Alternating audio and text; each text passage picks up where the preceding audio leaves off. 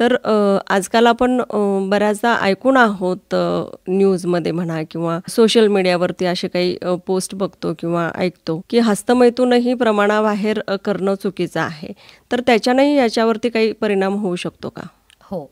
आजकाल सोशल अवेअरनेसमध्ये बरेच सारे मूव्हीज पण आहेत ज्याच्यामध्ये त्यांनी हस्तमैथूनबद्दल सांगतात सो दॅट सोसायटीला कळू दे. बिकॉज बरेचसे लोक डॉक्टर्सकडे येत नाहीत ह्या हो ना. क्वेश्चनसाठी. ते फ्रेंड्सकडे नाहीतर मग सोशल मीडिया सर्च करतात, हो. गुगल सर्च करतात आणि मग चुकीची माहिती मिळण्यासाठी हा एक मेजर कारण असतो. सो हस्तमैथून ॲक्च्युली हे एक नॉर्मल प्रोसेस आहे. बर.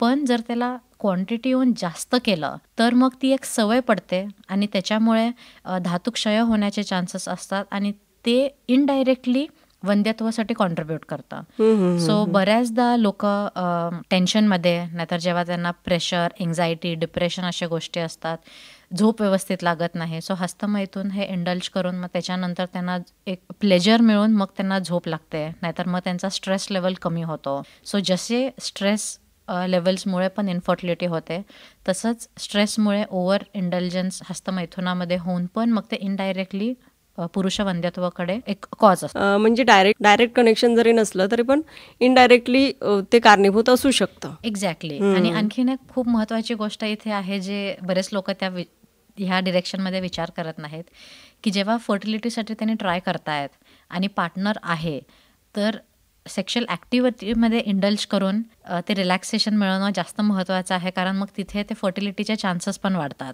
कन्सेप्शनचे चान्सेसही वाढतात. सो त्याच्यासाठी हस्तमैथुन लग्नानंतर अवॉइड केलेलं बेटर आहे, सो दॅट फर्टिलिटीचे चान्सेस पण वाढतात. तुम्ही खूप चांगला खरं तर मुद्दा ॲड केला त्याच्यामध्ये. हे खूप गरजेचं आहे कारण बऱ्याच लोकांना अशा वेगवेगळ्या सवयी असू शकतात, तर त्याचाही या वंध्यत्वावरती परिणाम होऊ शकतो. मग आपण म्हणजे एखाद्याला पुरुष वंध्यत्व आता आहे किंवा हा जो प्रॉब्लेम आहे हा त्यांच्यामध्ये दिसून आला, तर मग काय त्याच्यावरती आपल्याकडून ट्रीटमेंट केली जाते?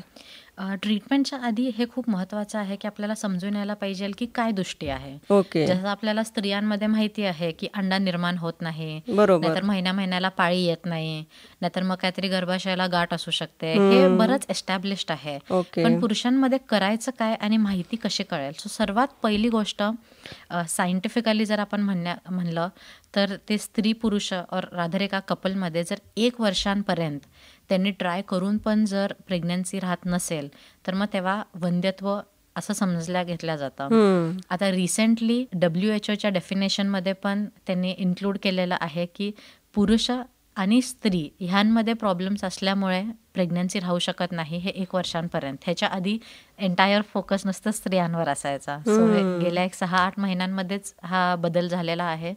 सो ह्याच्यामधून आपण समजू शकतो की वर्ल्ड वाईड ह्याचा इन्सिडन्स किती वाढत आहे. सो सगळीकडेच हा प्रॉब्लेम कुठल्याही देशात असू दे पुरुष वंध्यत्वाचा आहे. सो सर्वात आधी समजून घ्यायला की जसं स्त्रियांमध्ये स्कॅनिंग करतात तसं पुरुषांमध्ये सिमेन ॲनालायसिस नाहीतर रेतो परीक्षा हे खूप प्रायमरी स्टेप आहे समजून घेण्यामध्ये की का वंध्यत्व आहे. बर. सो रेतो परीक्षा नाहीतर सिमेन ॲनालायसिस हे अगदी काही वेगळं नसून जी धातू आहे धातूची परीक्षा करून हे समजण्यात येतं की शुक्र किती हेल्दी आहे आणि काय नाही आहे. सो त्याच्यामध्ये पण बरेच व्हरायटी असतात की शुक्रांमध्ये काय दोष आहे.